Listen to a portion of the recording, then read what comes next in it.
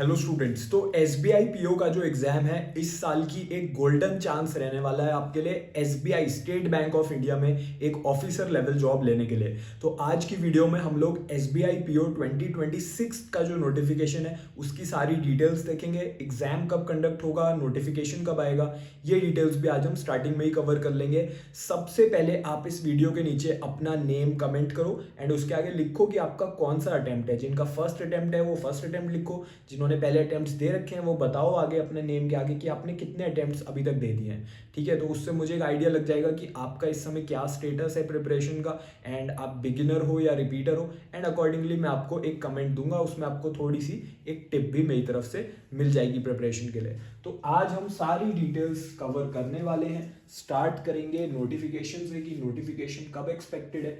Important dates देख लेते हैं। नोटिफिकेशन एक्सपेक्टेड है जून मंथ में 2026 में, यानी कि अब आपके पास लिमिटेड टाइम बचा हुआ है अपनी तैयारी करने के लिए। ठीक है, अब आपका नोटिफिकेशन कुछ ही मंथ्स में आपको दिख जाएगा। उसके बाद एक बार जून में नोटिफिकेशन आ गया, उसके बाद आपका एग्जाम कब होगा, या तो जुलाई में होगा या अगस्त में होगा। एक्सपेक्टेड है जुलाई के एंड में या फिर अगस्त के बिगिनिंग में आपका प्री का एग्जाम कंडक्ट हो जाएगा। तो ये है इंपॉर्टेंट डेट्स। ठीक है, तो आपको आइडिया लग गया होगा आपकी एग्जाम में कितना टाइम बचा हुआ है। वैकेंसी के बारे में बात करते हैं। तो देखो लास्ट ईयर में जो वैकेंसी आई थी 541 वैकेंसी टोटल वैकेंसी थी एसबीआई पीओ में। उसमें अनरिजर्व्ड यानी कि जनरल कैटेगरी की 203 वैकेंसी थी, 203। ईडब्ल्यूएस की 50 वैकेंसी थी, ओबीसी की 135 थी, एसटी की 73 थी, एससी की 80 थी। हर वैकेंसी का अलग अलग कट ऑफ जाता है एग्जाम में।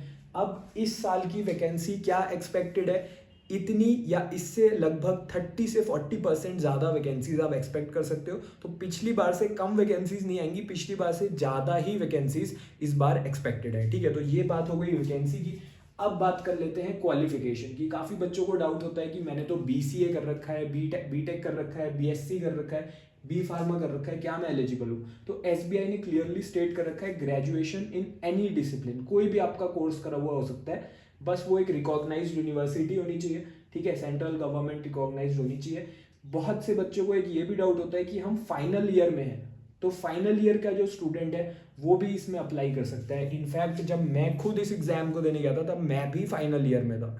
ठीक है, तो फाइनल ईयर के स्टूडेंट एलिजिबल होते हैं। आप रिटन एग्जाम दीजिए, आप इंटरव्यू दीजिए, एक बार आपका सिलेक्शन हो जाता है तब आप अपनी मार्कशीट सबमिट कर सकते हो। उसमें आप अपना पास दिखा सकते हो कि I have pass the graduation. कोई भी मिनिमम परसेंटेज यहाँ पर नहीं चाहिए होती। ठीक है, एंड अगर बात हो ही गई है मेरी कि मैंने फाइनल ईयर में दिया था, तो मैं आपको बता देता हूँ मैंने एसबीआई पीओ को अपने फर्स्ट अटेम्प्ट में क्लियर करा है एंड बाकी सारे बैंक एग्जाम्स को भी अपने फर्स्ट अटेम्प्ट में क्लियर करा है। तो चलिए आगे चलते हैं। अगर इससे रिलेटेड और भी कोई डाउट हो आपको तो आप कमेंट कर सकते हो वीडियो के नीचे।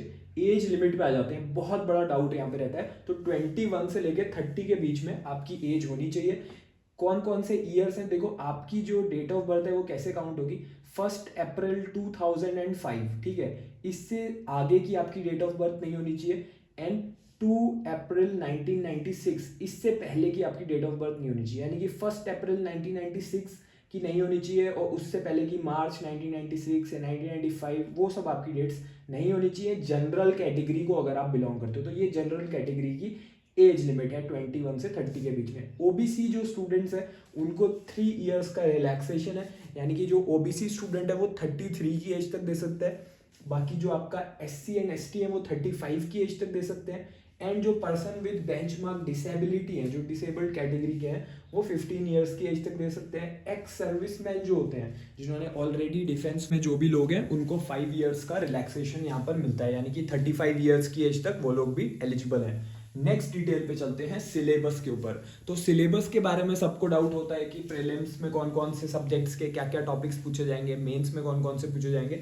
सिलेबस की पीडीएफ को डाउनलोड करने का, एक्सेस करने का लिंक वीडियो के डिस्क्रिप्शन में गिवन है, तो वहां पे जाके आप इसको एक्सेस कर लेना। मैंने लेटेस्ट सिलेबस वहां पर मेंशन कर दिया है, जो भी नए टॉपिक्स हैं वो भी इसमें ऐड कर दिए हैं। ठीक है, तो जब वीडियो आप देखना फिनिश कर लो तब जाके आप इसको डाउनलोड कर लेना। नेक्स्ट चीज पे आते हैं सैलरी और ट्रेनिंग। तो देखो जो आपकी सैलरी है ना वो डिपेंड करेगी आपकी लोकेशन के ऊपर। अगर आप किसी रूरल एरिया में हो तो वहाँ पर सैलरी थोड़ा सा डिफरेंस हो सकता है, थोड़ी सी कम हो सकती है compare to a metro city में आपकी सैलरी थोड़ी सी बढ़ जाती है।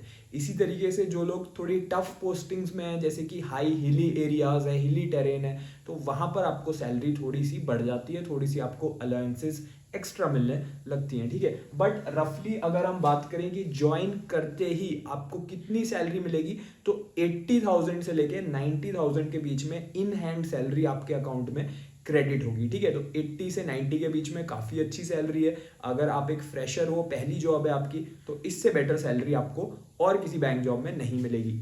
तो इसके अलावा ट्रेनिंग के बारे में अगर हम बात करें तो ज्वाइन करते ही आपकी ट्रेनिंग होगी। सबसे पहले रफली 1 मंथ की ट्रेनिंग आपकी एक ट्रेनिंग सेंटर पे होगी एसबीआई के, एंड ट्रेनिंग के टाइम भी आपको पूरी सैलरी मिलेगी, ठीक है। तो ये आपका एक मोटिवेशनल फैक्टर होना चाहिए।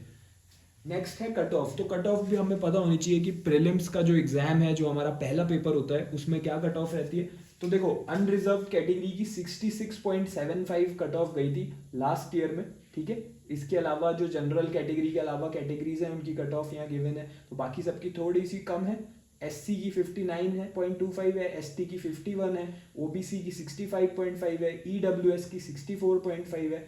बाकी ये पर्सन विद डिसेबिलिटीज की यहाँ पर है, विजुअल इम्पेयर्ड, हियरिंग इम्पेयर्ड और लोकोमोटर डिसेबिलिटी। चाहो तो इसका स्क्रीनशॉट ले सकते हो आप, ठीक है। अब आ जाते हैं टाइम टेबल के ऊपर। तो देखो, ये टाइम टेबल मैंने आपके लिए डिज़ाइन करा है। अगर कोई स्टूडेंट आज से अपनी तैयारी स्टार्ट करना चाहता है, ठीक है, तो क्या टाइम टेबल उसको फॉलो करना चाहिए। 4 सब्जेक्ट्स पे मैंने इसको डिवाइड करा है, रीजनिंग, क्वांट, इंग्लिश, जीए यानी कि जनरल अवेयरनेस, इसमें करंट अफेयर्स आता है आपका। अब ये जो 3 सब्जेक्ट हैं, पहले 3, ये तीनों सब्जेक्ट्स आपसे आपके प्रीलिम्स में भी पूछे जाएंगे, मेंस में भी पूछे जाएंगे। जनरल अवेयरनेस सिर्फ मेंस में पूछा जाएगा, ठीक है। तो आपको इसमें क्या क्या करना है, आप पहले इसका एक स्क्रीनशॉट ले लो ताकि आपके फ़ोन में ये जो टाइम टेबल है ये सेव हो जाए, ओके।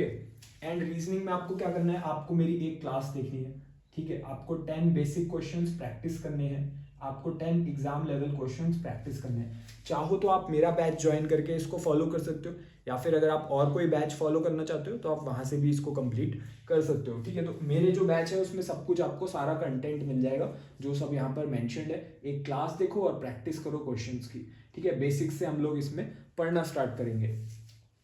अगर बैच की बात करें तो ये वो कोर्स है, beginner to banker course, fully online course है। मैं इसमें 100 स्टूडेंट्स को पर्सनली गाइड करता हूँ एंड उन्हीं स्टूडेंट्स को मैं टीच करता हूँ। Classes, content, practice material, test, सब कुछ इसमें इंक्लूडेड है। अगर आप कंफ्यूज्ड हो कि मैं प्रिपरेशन कहाँ से स्टार्ट करूँ, क्या इतने टाइम में मैं क्लियर कैसे करूँ, कैसे पढ़ाई करूँ, ठीक है, तो इसमें आपके मेरे साथ वीडियो कॉल्स होते हैं, मैं आपको पर्सनली गाइड करता हूँ। तो इससे बेटर ऑप्शन आपके लिए नहीं हो सकता, ठीक है। तो इसमें आपकी कंप्लीट तैयारी हो जाने वाली है प्रीलिम्स के लिए, मेंस के लिए, इंटरव्यू के लिए। इसमें जो लोग आपको पढ़ा रहे हैं वो लोग खुद एसबीआई पीओ एग्जाम को क्वालिफाई कर चुके हैं। यही डिफरेंस है इस बैच में और बाकी बैचेस में, ठीक है। तो इसको ज्वाइन करने का लिंक वीडियो के पिंड कमेंट में गिवन है, वहां से जाके आप इसको ज्वाइन कर सकते हो। अगर और भी कोई डाउट है आपको एसबीआई पीओ से रिलेटेड तो इस वीडियो के नीचे कमेंट कर सकते हो। इस वीडियो को लाइक कर दो एंड इसको शेयर कर दो अपने सारे फ्रेंड्स के साथ जो एसबीआई पीओ एग्जाम की तैयारी कर रहे हैं, एंड चैनल को सब्सक्राइब कर लो एसबीआई पीओ से रिलेटेड और बैंक से रिलेटेड